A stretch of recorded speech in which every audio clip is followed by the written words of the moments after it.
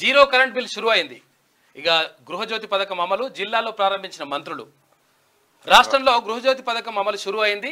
200 యూనిట్ల లోపు కరెంటు వినియోగించే అర్హులకు శుక్రవారం నుంచి ప్రభుత్వం జీరో బిల్లు జారీ చేస్తున్నది. రాష్ట్ర వ్యాప్తంగా సదరన్, నార్థన్ డిస్కంల పరిధిలోని 33 జిల్లాల్లో దాదాపు 39.9 లక్షల మంది వినియోగదారులకు జీరో బిల్లు ప్రక్రియ చేపట్టారు. రాష్ట్ర వ్యాప్తంగా శుక్రవారం ఉదయం 6 గంటల నుంచే విద్యుత్ పంపిణీ సంస్థల సిబ్బంది, అధికారులు, విద్యుత్ మీటర్ రీడర్లు ఇంటింటికి వెళ్లి విద్యుత్ బిల్లులు జారీ చేశారు. మొదటిసారి జీరో బిల్లు అందుకున్న వినియోగదారులు సంతోషం వ్యక్తం చేశారు. రైట్గా ప్రజల సంతోషాన్ని ఒక్కసారి ఆ జీరో బిల్ ఎట్లా ఉంది ఏం కథ అనేది ఒకసారి చూద్దాం.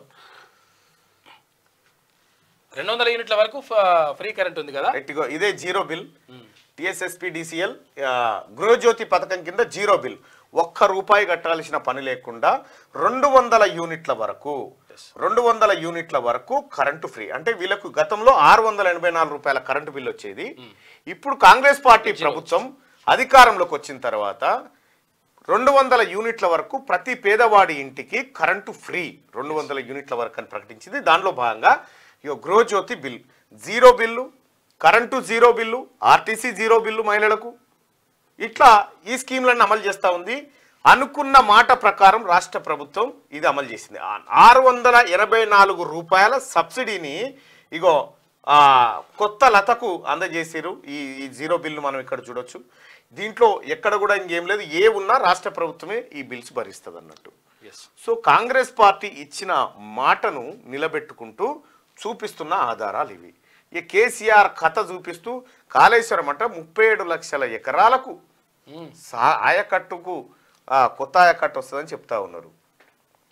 అందులో ఉన్న ఎత్తిపోసే టీఎంసీలే 215. అందులో 215లో అటు ఇటు ఒక 100 టీఎంసీల దాకా గృహ అవసరాలు, ఆ తర్వాత కంపెనీలు, ఇవి మన్ను మశాడం పోతే 150 టీఎంసీలకు 37 లక్షల ఎకరాల వారుడు ఈ భూప్రపంచం మీద వింతనే అవుతుంది. ఇదంతా కూడా నిండితే నిజంగా నిండితే తర్వాత చేస్తే ఈ ఒక్క టీఎంసీకి 6000 ఎకరాలైనా 10,000 ఎకరాలు పెట్టుకున్నా 15 లక్షల ఎకరాలు దాటది. ఇప్పటి వరకు కాళేశ్వరం కూలిపోయే నాటికి కాగు చెప్పిన లెక్క ఏంటంటే 90,000 ఎకరాలు వారిందాయా ఈ మొత్తం ప్రాజెక్టుతోనే చెప్పారు. చూసుకో, ఇక 1,00,000 కోట్లు పెట్టి 90,000 ఎకరాలు. ఇక పల్లారాజేశ్వరుడు చెప్తా ఉంటే అది నాలికేనా తాటిమట్టనా దేంతో నవ్వుతారో అర్థమైంది. ఇక ఏడ జనగాంలో చెప్తా ఉన్నాడు ఆయన, కాళేశ్వరం నీళ్లతోటి ఎక్కడెక్కడో వారిందని చెప్తా ఉన్నాడు. వారినట్టుంది అనేది, కాలేజీలు వారినట్టున్నాయి, ఎక్కడెక్కడో వారింది కాళేశ్వరం నీళ్లతోటి అని చెప్తా ఉన్నాడు. కాలేజీలు, చెరువులు ఇవి వారతాయి అని చెప్తే క్లోజ్ చేయన్న. కాళేశ్వరం నీళ్లతోటి అట తుంగతుర్తి, సూర్యాపేట ఇవన్నీ మత్తడి దుంకుతా ఉన్నాయని చెప్పి అసెంబ్లీలో నీటిపారుదల శాఖ మంత్రి ఉత్తమ్ కుమార్ రెడ్డి గారు సూటిగా స్పష్టంగా చెప్పడం జరిగింది. ఆనాడు ఎల్లంపల్లిలో నీళ్ళు ఎక్కడి నుంచి వచ్చినాయి, ఎల్లంపల్లి బాగు చేసిన ఎల్లంపల్లి నీళ్ళు ఎక్కడి నుంచి వస్తాయి? గోదావరి నీళ్ళు ఎక్కడి నుంచి వస్తాయి? రానైతి నుంచి పైనుంచి రాలేదు కదా. మేడిగడ్డ, సుందిల్లా అన్నారు మీరు చెప్పేది. ఆ ప్రాజెక్ట్ అర్థం కాని వాళ్ళకి తెలియదు. మిట్మాన్ అనే జంక్షన్ కి ఎస్ఆర్ఎస్పి ద్వారా వస్తాయి, ఈ ఎల్లంపల్లి నుంచి వస్తాయి. ఒకవేళ ఎస్ఆర్ఎస్పి లేకపోతే నిండకపోతే, ఒకవేళ ఇక్కడ కూడా వచ్చినట్లయితే వస్తాయి. ఎక్కడ చేసినా ఎల్లంపల్లి పోసుకొని పోవాల్సిందే. వర్షం బాగా వచ్చినప్పుడు అదే యూజ్ చేస్తాం, ఇది యూజ్ చేయం. వర్షం లేకపోతేనే ఎల్లంపల్లిలో పోసుకొని చేస్తాం. వర్షం ఇంకా బాగుంటే ఎస్ఆర్ఎస్పి నుంచి చేస్తాం. కాబట్టి ఆ ప్రాజెక్ట్ అర్థం కాని వాళ్ళు, దుర్బుద్ధితో ఉన్న వాళ్ళు ఇలా మిడ్ మానేరు 25 టీఎంసీలు, లోయర్ మానేరు 25 టీఎంసీలు, 20 టీఎంసీలు ఎల్లంపల్లి, 70 టీఎంసీలు మనమే తయారు చేసినాం. ఆ 70 టీఎంసీలు ఎక్కడెక్కడ ఉంటే ఈ ఎల్లంపల్లి, మిడ్ మానేరు, లోయర్ మానేరు ఈ మూడిట్లో ఏ ఒక్కటి కట్టింది కాదు. ఎస్ఆర్ఎస్పి శ్రీపాదరావు ఎల్లం ఆ ఎస్ఆర్ఎస్పికి ఇలా సంబంధం లేదు. కాంగ్రెస్ పార్టీ ఆధ్వర్యంలో కట్టింది. ఆ ఎల్లంపల్లి నుంచి వెళ్ళి మిడ్ మానేరుకు పై నుంచి వస్తున్నాయి, ఎస్ఆర్ఎస్పి నుంచి వస్తే చేసుకుంటాం, లేకపోతే ఎస్ఆర్ఎస్పి కింద భాగాల నుంచి వస్తే చేసుకుంటాం, లేదనుకుంటే మేడిగడ్డ నుంచి అవసరమైతే చేసుకుంటాం. అవసరం ఉన్నా లేకుండా ఎల్లంపల్లిలో నీళ్ళు వస్తున్నాయి, ఎల్లంపల్లి నుంచి ఎత్తిపోస్తాం.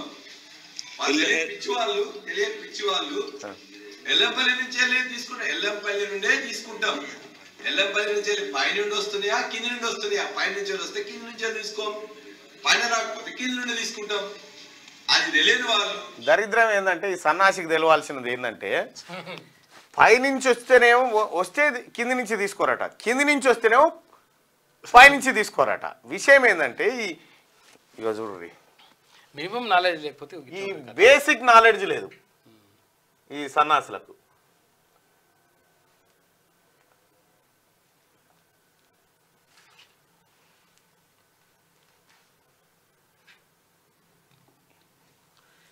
ఇగో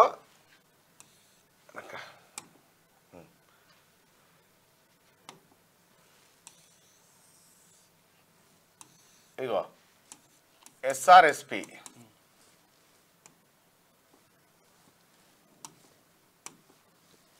ఇది ఎస్ఆర్ఎస్పి ఈ ప్రాజెక్టు. ఇగో ఇది ఎల్లంపల్లి, ఇది అన్నారం, సుందిల్ల, మేడిగడ్డ, ఇక వార్ద, వెనుగంగ, తమిడిహెట్టి. ఇగో ఇది కథ. ఈయన ఏమంటుండు పల్లారాజేశ్వరుడు ఏమంటుండు చూసిరా, మీది నుంచి రాకపోతే ఇది గోదావరి నది, ఇక్కడి నుంచి రాకపోతే ఇక్కడి నుంచి ఎత్తారట. మరి ఇక్కడికి ఎక్కడికెళ్ళి వస్తాయి సార్ అంటే మళ్ళీ ఇక్కడికి వెళ్ళి రావాలి. అమ్మ ఏం తెలివి ఏం కథ. ఈడ నీళ్ళు వస్తలేవనిగా ఈడ కట్టింది. మరి మంచిగా తెలివినట్టున్నది, తెలివి మోకాళ్ళ దాకా ఉంది. అసెంబ్లీలో నడిగూడ మండలానికి నీళ్ళు ఇచ్చింది కాళేశ్వరం. బాగు చేయాలనుకుంటే ఒక మార్గం, లేదు దుష్ప్రచారం చేయాలనుకుంటే మరో మార్గం. కాంగ్రెస్ ప్రభుత్వం దుష్ప్రచారం చేయాలన్నది. ఇవాళ ఉత్తమ్ కుమార్ రెడ్డి యొక్క తన కాన్స్టిట్యున్సీలో కోదాడ రిప్రజెంట్ చేసింది, ఇలా సత్యమని రిప్రజెంట్ చేసిన కోదాడలో ఉన్న మునగాల పరగనాకు నీళ్లు ఇచ్చింది కాళేశ్వరమే. కోదాడలో ఉన్న మునగాలకు కాళేశ్వరం నీళ్ళేనట. మండలానికి నీళ్ళు ఇచ్చింది కాళేశ్వరమే. నడిగూడెం కూడా అన్నేనట. మోతే మండలానికి నీళ్ళు ఇచ్చింది కాళేశ్వరమే. ఆయన రిప్రజెంట్ చేస్తున్న గరిడేపల్లికి నీళ్ళు ఇచ్చింది కాళేశ్వరమే. చూసిరా, మోతే, మునగాల, గరిడేపల్లి, కోదాడ వీటికి నీళ్లు కాళేశ్వరం నీళ్లు పోతున్నాయట. ఇక ఈ విలేకరి క్వశ్చన్ ఏం అడుగుతాడో చూడుర్రి. 3 సంవత్సరాల నుంచి 3 కోట్ల పంట పండింది, అవుపడతలేదా అని మేము అడుగుతున్నాం. ఒకటి సార్, చిన్న క్వశ్చన్ సార్, ఒక చిన్న బస్వాపూర్ గంధమల్ల ప్రాజెక్టులే సరిగా నింపంది. కోదాడ, సూర్యాపేట, తుంగతుర్తి, బునాది గాని కాలువతో పారే తుంగతుర్తి నియోజకవర్గం, ఎస్ఎల్ఏ శ్రీశైలం నీళ్లతో పారే సూర్యాపేట కానీ కోదాడ కానీ ఈ కృష్ణా బేసిన్లో ఉన్న వీటికి మీరు నిలిచిన మాట వాస్తవం అని మీరు అంటారు. ఒక మాట సార్ ప్లీజ్ రిక్వెస్ట్. 1,00,000 కోట్లు ఖర్చు పెట్టి తుంగతుర్తికి 20 ఏళ్ల కింద ఎస్ఆర్ఎస్పి కింద కెనాల్స్ కొట్టింది ఎవరు? 20 ఏళ్ల కింద. ఏడ దొంగలు పోయారా నాయన, గింత లత్కోరగాళ్ళు, ఇంత ఇజ్జత్ పోయి. ఆ విలేకరి ప్రశ్నకు ఈ గమ్మత్ ఏంటంటే ఇక చూడరా ఈయన కథ. 20 ఏళ్ల కింద పంపిన మ్యాప్ ఉందా భరత్? క్లోజ్ చేయి. ఇలా కథ చూడు. ఇగో ఇది మిడ్మానేరు, మల్లన్న సాగరు,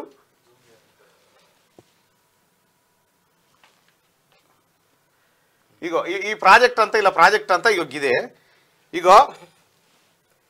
ఇగో ఇదేమో మల్లన్న సాగరు, ఇదేమో గంధమాల, ఈ బసవపురం. ఈ గంధమాల కాడ తచ్చడి మట్టి ఎత్తలే, ఇంకా అది అట్లే ఉంది. బసవపురం కాడ మట్టి ఎత్తిరు కానీ వాళ్ళకి సుక్క నీళ్ళు లేవు. ఇండ్లకే నీళ్ళు లేకపోతే ఈడికేనే పోవాలి తుంగతుర్తికి. మళ్ళా కాలువలే లేవాడికి, కాలువలు కాదు నీళ్ళే లేవా. గర్రెపల్లి దాకా వారుతుందని చెప్తుండే. ఇటువంటి వాళ్ళు ఈ జరగా ప్రజలు ఏం పాపం చేసుకురో కానీ సన్నాసి ఎమ్మెల్యేగా దొరికిండాలి. పాపం అన్యాయమే. ఇక వాళ్ళది అట్లుంటే